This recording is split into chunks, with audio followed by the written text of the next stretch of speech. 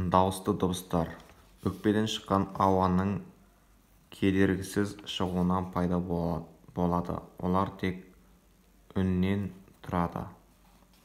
Қазақ тілінде 9 төл дауысты дыбыс бар. Олар А, Ә, Е, О, Ү, О, Ү, А, Ү.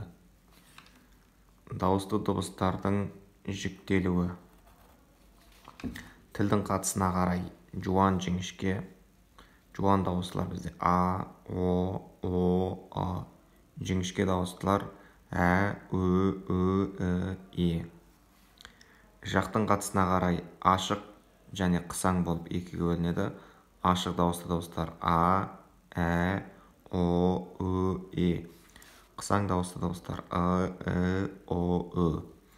Ерінің қатысына қарай еріндік және езулік дауыстылар болып екіге бөлінеді. Еріндік дауысты дауыстар О, Ү, О, Ү.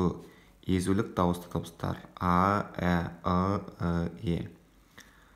Демек, тілдің қатысына қарай, жақтың қатысына қарай, ерінің қатысына қарай да бөлінетін жуан, жіңішке, ашық, қысаң, еріндік, езулік осылардың барлығы бізде дауысты дыбыстарға жатады.